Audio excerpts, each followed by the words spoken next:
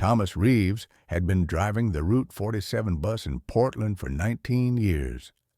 Every morning at 6:15 a.m., he started his route through the eastern neighborhoods, picking up nurses heading to their shifts, factory workers, students going to early classes. The same faces, the same stops, the same roads he could drive with his eyes closed. Thomas wasn't particularly religious. He'd been raised Catholic, attended Mass sporadically when his mother was alive, but after she passed 3 years ago, he stopped going altogether. The small statue of the Virgin Mary that hung from his rearview mirror was the only remnant of that life. His mother had given it to him when he first got the job. "She'll keep you safe," she'd said. Thomas kept it there more out of habit than faith.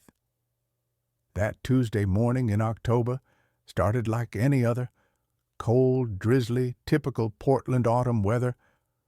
Thomas picked up his first passengers at the depot. Mrs. Chen, who worked at the hospital. Marcus, the college kid who always sat in the back with headphones. Elena and her 2 daughters, heading to school.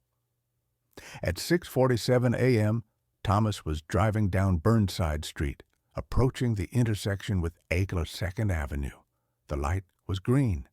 The road ahead was clear. Everything was absolutely normal, and then he heard it. A voice, female, clear, calm, but absolutely certain. "Stop here, Thomas. Stop the bus right now." Thomas felt his entire body go cold. The voice hadn't come from behind him, where the passengers sat. It hadn't come from the radio. It was in his head, but not like a thought, like someone speaking directly into his ear. His hands tightened on the steering wheel. The light was still green. There was no reason to stop. No crosswalk, no pedestrian, no obstacle. Behind him, the morning commuters sat quietly, some reading, some sleeping, some staring out the windows at the gray morning. "Stop the bus, Thomas." The voice came again, more urgent this time. "Right now."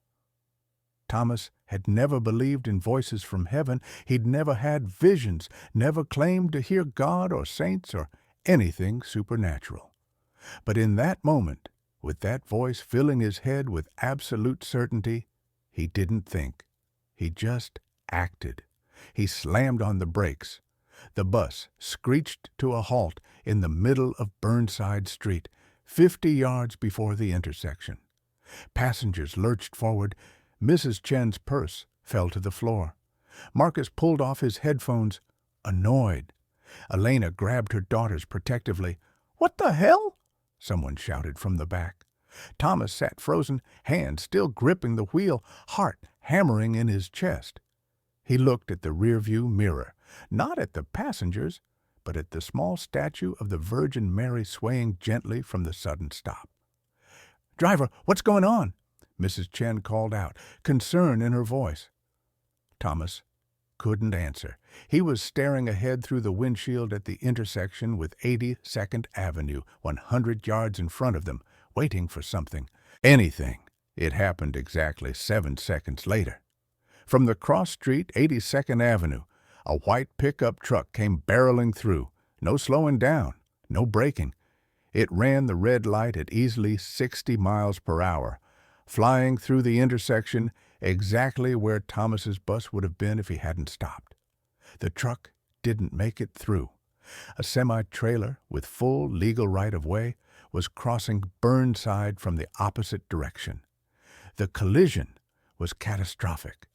The sound of metal crushing metal exploded through the morning air. The pickup truck crumpled like paper, spinning violently before slamming into a light post. The semi jackknifed, its trailer swinging wide, smashing into 2 parked cars on the far side of the intersection. Glass shattered. Metal screamed. Car alarms started wailing. Then silence, broken only by the hiss of steam from destroyed engines. Inside the bus, every passenger sat in stunned silence. Elena's daughters were crying. Marcus stood up, staring through the windshield with his mouth open. Mrs. Chen had her hand over her heart. "Oh, my God," someone whispered. "We would have been right there."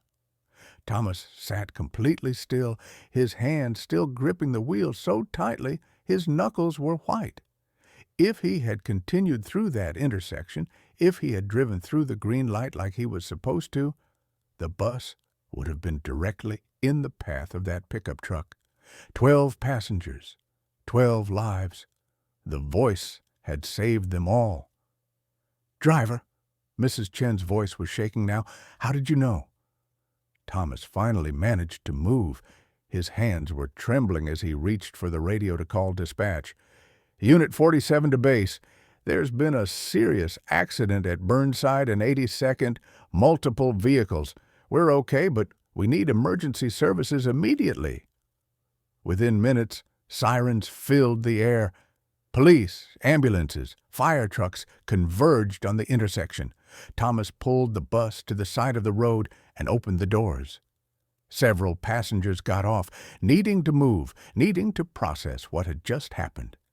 Others stayed in their seats, too shaken to leave. A police officer came to the bus.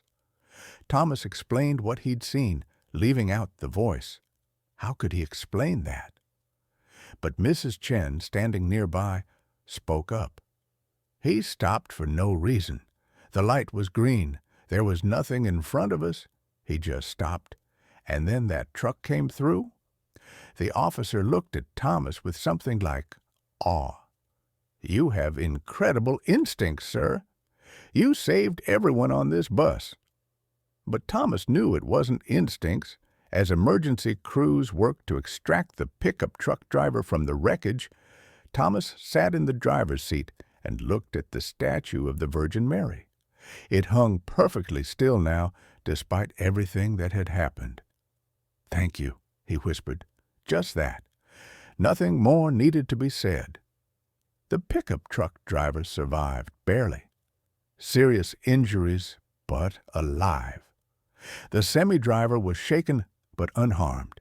And 12 people on Route 47 went home that night because a bus driver who hadn't prayed in 3 years heard a voice he couldn't explain and chose to listen. Thomas never told the full story publicly. How could he? People would think he was crazy. But he started going to Mass again, every Sunday without fail, and every morning before starting his route, he says a quiet prayer, his hand touching the small statue that hangs from his mirror. Because now he knows. She's really there, and she's still keeping him safe, just like his mother said she would.